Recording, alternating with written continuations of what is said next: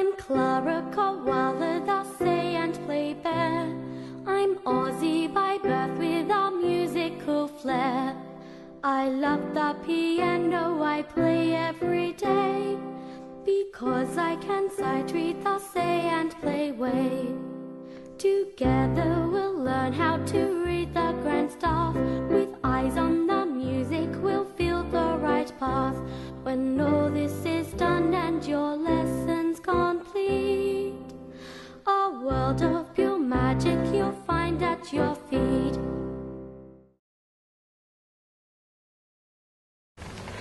Before I go into a detailed analysis of the Say and Play teaching procedure, I have some good news and some not so good news for you. The good news is that if we teach this skill correctly during the first 3 years of tuition, every student who passes through our hands will have an equal opportunity to learn how to play for pleasure for life. The not so good news, however, is that we need the support of an informed parent, one who is either prepared to sit in on lessons or study this teaching video. Unfortunately, you cannot put an old head on young shoulders. Beginner students of 6 to 12 years will never ever understand the value, logic or necessity of either A, using the keyboard cover, B, verbalizing constantly, or C, reading from bottom to top of the grand staff.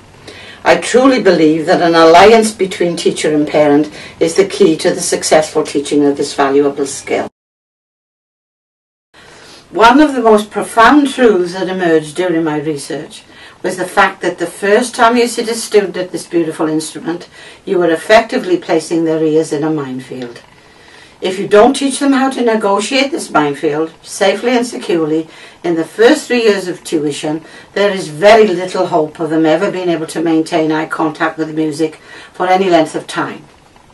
The Say and Play method teaches students for the first time how to create their own GPS system, one that will give them total control both mentally and physically of the middle 3 octaves of the keyboard. In order to accomplish this, it is essential that we protect the ear from constant note errors and return to a skill-building philosophy. We have been moving hand positions far too fast for the average student. Before they know it, they are out of their depth and never recover. I'd like to introduce you now to the first 3 years of the Say and Play program. This program has been designed specifically to eradicate the 5 fear factors associated with the accomplishment of this skill. And the one that stands out in big red shining lights is the tactile sense. Most children have very little idea of the distance of an octave between the left and the right hands. And as we play in keys, chords and hand positions on the piano all of the time, this is the one thing they have to be able to do. Now, that 7 centimeters between those 2 thumbs just as well be the Grand Canyon to children, because they simply cannot judge it. So what I've done is prepared a program that teaches them how to do exactly what I did. And once that tactile sense is secure, you know, the world's your oyster. You can go anywhere. I have had to introduce a few teaching aids in order to help the children to do this, and one of them is this keyboard chart.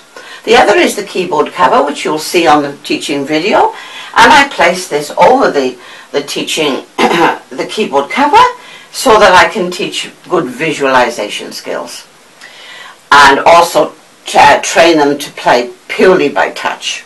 Because once you have total control of that middle 3 octaves of the keyboard, both mentally and physically, you don't need anyone.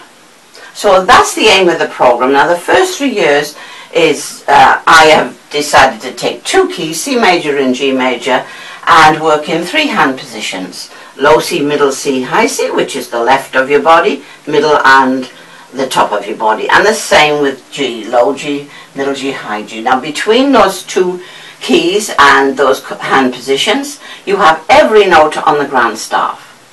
So the first thing I do, as you can see, I've restricted the piano to the middle 3 octaves, and first of all we learn where those signposts are in relationship to their body, the physical body.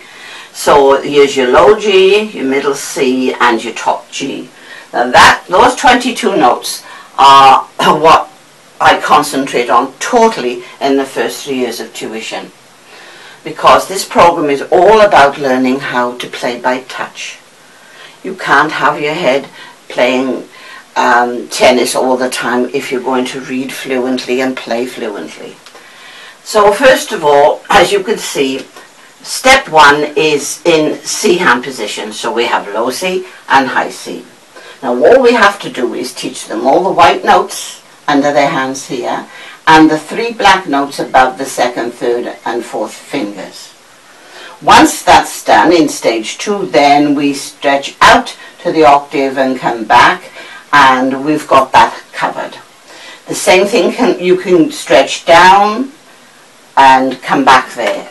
That is really quite easy to do, and every hand position is taught the same way. If I went to G, we would learn the 5 white notes and the 3 black notes that correspond. If you look at this chart here, you'll see that the design of the C and the G positions are exactly the same. We've got 2 flats and a sharp.